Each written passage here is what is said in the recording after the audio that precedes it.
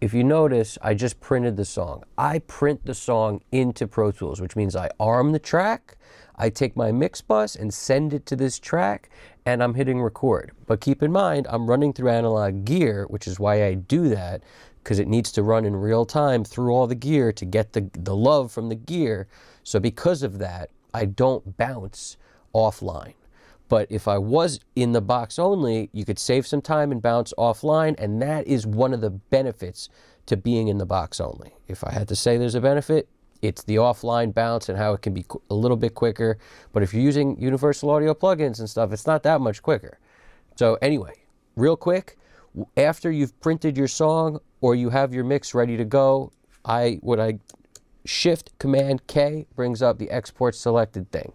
You're going to look for the file type to be WAV. WAV is the highest quality file. You want to always export a WAV file. So your WAV, you want interleaved, because what interleaved means is that the left and right are together in one file. That's what you would send a mastering guy, or that's what, if you're if you're doing your own mix and your own mastering, you want it interleaved at the end because you don't want left separate from right. Otherwise you get two separate files, the left and the right. You don't want that. You want WAV interleaved. You want to set the bit rate at 24-bit because 24-bit is, again, generally the highest quality you're going to need. So WAV interleaved 24-bit. And just remember this, you'll memorize it. WAV interleaved 24-bit, and then whatever the sample rate is whatever you are working in. If you're working in 48, leave it there at 48. If you're working in 44.1, make it 44.1. One more thing as a good rule, if you're working on a lot of music from other people, you want to get into a habit of always converting on the way in and keeping all your gear at the same sample rate all the time. That way, you don't ever have to worry about converting the sample rate and causing a problem, because it will change the speed slightly of the track, and it'll make it sound like it's either a little chipmunked or a little bit slowed down. Either way, you don't want that, no good. So the way you avoid that is you always leave your stuff, for example, set at 48K, and then no matter what you get, you set it up in Pro Tools to import that stuff, and it will tell you what it is, and you always convert it using the highest quality you can to 48K. Because by doing that, you'll always be working in 48. You never have to worry about the sample rate ever.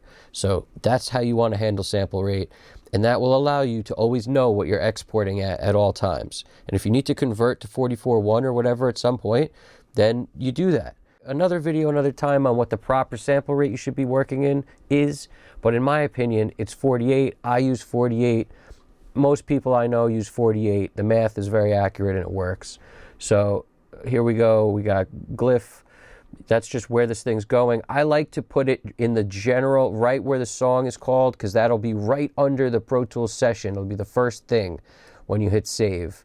And that's where it puts this export. Now, WAV interleave 24-bit and the bit rate, the sample rate you were working in, hit export, boom, save there. This is just overwriting it because I already put one in there. Now, I'm doing the same thing, Shift Command K. I'm going to go over here and go MP3 interleaved. It automatically makes it 16-bit because that's all an MP3 can be. And then we got sample rate 48. Now, you're good to go, okay? It's going to ask you how fast the encoding. Make it slowest because that's the highest quality. So who cares about a couple seconds? Good to go. Boom, it's going to do the same thing. It says you want to whatever because I already put one in there. I'm just doing it again to show you guys what's up. And that's it. Good to go. Now, you hit save, and now your Pro Tools session, and then the things you exported are right there in the same file at the top. You know which versions you kept.